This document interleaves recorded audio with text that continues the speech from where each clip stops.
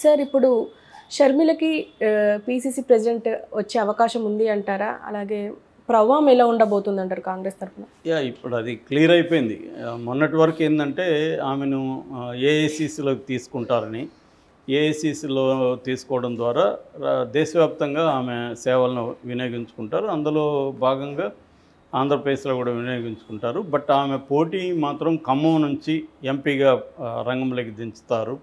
ఎందుకంటే ఖమ్మంలో ఇటు ఆంధ్ర మూలాలు ఉన్న వాళ్ళు చాలామంది ఉన్నారు కాబట్టి, రెండోది ఖమ్మంలో కాంగ్రెస్ ఘన విజయం సాధించింది కాబట్టి ఉమ్మడి ఖమ్మం జిల్లాలో అక్కడైతే సునాయాసంగా ఆమె గెలుస్తుంది అన్న ఒక వాదన మొన్నటి వరకు ఉంది. ఎందుకంటే కాంగ్రెస్లో నేషనల్ లెవెల్లో ఏఐసిసిలో ఉన్నప్పుడు అప్పుడు ఇంకా ఆమె ఆంధ్రాన తెలంగాణ అన్న వాదన ముందుకు రాదు అన్న ఇది అనుకున్నారు.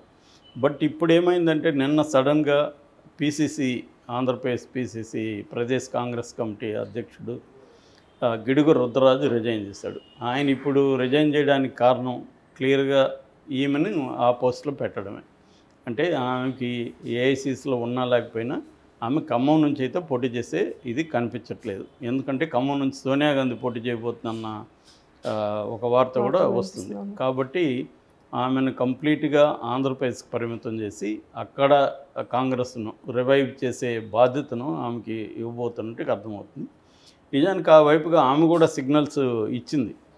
ఆమెను అడిగినప్పుడు మీరు ఎక్కడ పనిచేస్తారో, ఆంధ్రాలో పనిచేస్తారంటే నేను ఆంధ్రాలో అయినా అండమాన్లో అయినా పనిచేయడానికి రెడీగా ఉన్నాను, కాంగ్రెస్ అధిష్టానం ఆదేశిస్తా అని చెప్పింది. సో ఆ రకంగా మూవ్స్ అన్నీ కూడా చంద్రబాబు మొన్న కలిసింది ఆమె. కలిసినప్పుడు కూడా ఆమెను అడిగినప్పుడు నేను చంద్రబాబునే కాదు అనేక మందిని కలుస్తున్నాను, నా కొడుకు పెళ్ళి ఉంది కాబట్టి పెళ్ళికి నేను ఆహ్వానిస్తున్నాను అని చెప్పారు. కానీ ఆమె పసుపు చీర కట్టుకుని పోవడం, ఆ ఫోటోలను బయటికి రిలీజ్ చేయడం, తర్వాత ఆయనతో చాలాసేపు మాట్లాడడం, ఇవన్నీ చూసినప్పుడు ఖచ్చితంగా రాజకీయ చర్చలు లేకుండా ఉండే ప్రసక్తి లేదు. ఎందుకంటే ఎన్నికల దగ్గరకు వస్తున్నాయి.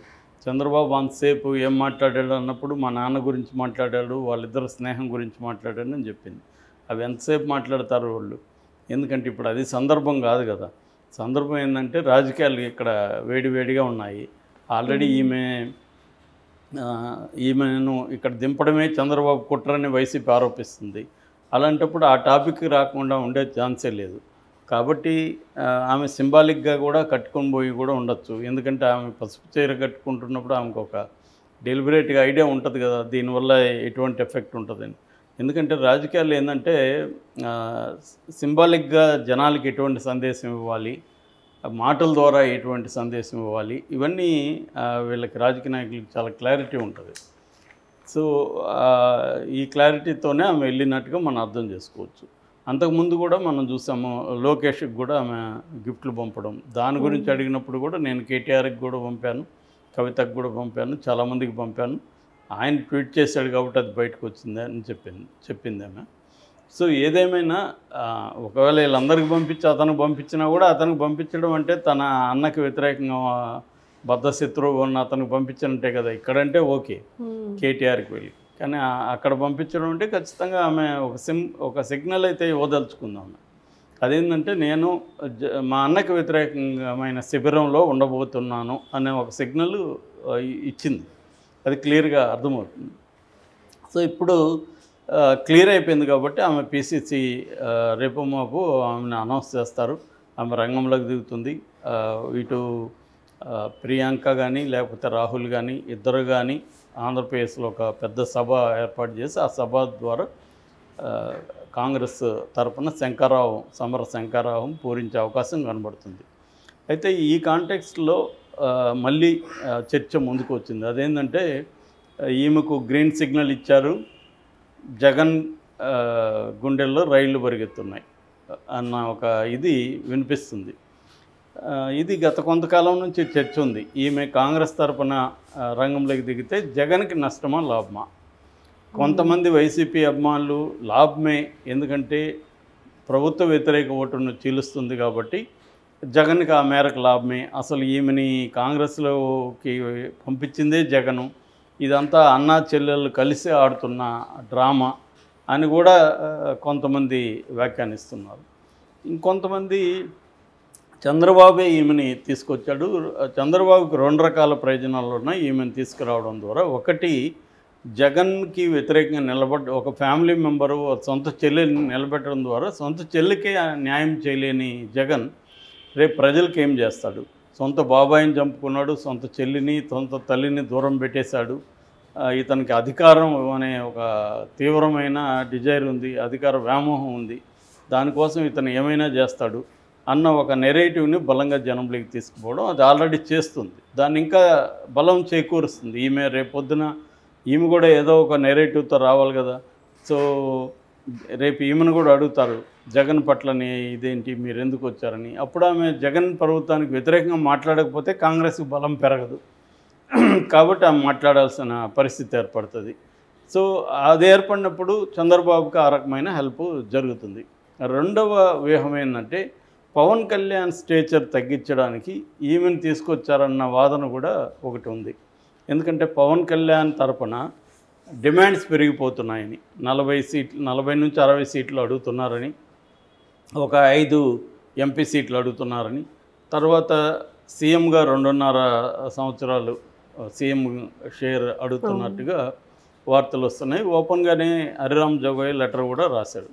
సో ఈ క్రమంలో పవన్ కళ్యాణ్ని కొంచెం రోల్ తగ్గించి, అంటే నువ్వు లేకపోయినా నేను కాంగ్రెస్తో సిపిఐ సిపిఎంలతో వెళ్తాను, నువ్వు లేకపోయినా గెలవగలను, నేను లేకపోతే నువ్వు కూడా గెలవలేవు, నీకు 1-2 సీట్లు కూడా రావు అన్న ఒక దాన్ని తీసుకెళ్ళడానికి కోసం చంద్రబాబు ప్లాన్ అనేది చెప్తున్నారు. ఇందులో ఎంత వాస్తవం ఉందనేది చెప్పలేము మనం. ఎందుకంటే చంద్రబాబు ఓవరాల్గా చూసుకున్నప్పుడు పవన్ కళ్యాణ్కి అట్మోస్ట్ ఇంపార్టెన్స్ ఇస్తున్నాడు గత కొంతకాలంగా. కాకపోతే గత 1 మంత్ నుంచి మాత్రం తెలుగుదేశానికి సంబంధించిన మెయిన్ స్ట్రీమ్ మీడియా కావచ్చు, సోషల్ మీడియా కావచ్చు, పవన్ కళ్యాణ్ వార్తలకు పెద్ద ఇంపార్టెన్స్ ఇవ్వట్లేదు. షర్మిలాని విపరీతంగా ఫోకస్ చేస్తున్నారు. షర్మిలా చుట్టూనే చర్చలు నడుస్తున్నాయి. షర్మిలా చుట్టూనే వార్తలు వండి వార్చడం జరుగుతూ ఉంది. పవన్ కళ్యాణ్ నిజానికి ఆయన రాజకీయాల్లో చాలా బిజీగా ఉన్నారు, అనేక మీటింగులు పెడుతున్నారు. ఎవరైనా ఇప్పుడు ముద్రగడ్డ లాంటి వాళ్ళు వస్తున్నప్పుడు వాళ్ళ దగ్గరికి దూతలను పంపిస్తున్నారు, తనను కలవడానికి రెడీగా ఉన్నారు. ఆయన రాజకీయాల్లో ఎంత తలమునకలు అయ్యారంటే వాళ్ళ మొత్తం ఫ్యామిలీ గ్యాదరింగ్ సంక్రాంతి సందర్భంగా జరిగినా కూడా ఆయన లేడు. ఆ ఫోటో మనకు క్లియర్గా అర్థమవుతుంది, మిస్సింగ్ ఆయన. సో ఏం చేస్తున్నాడు? అంత బిజీగా ఉన్నప్పుడు ఆయన విషయాలను ఏది హైలైట్ చేయట్లేదు మీడియా గత కొంతకాలం.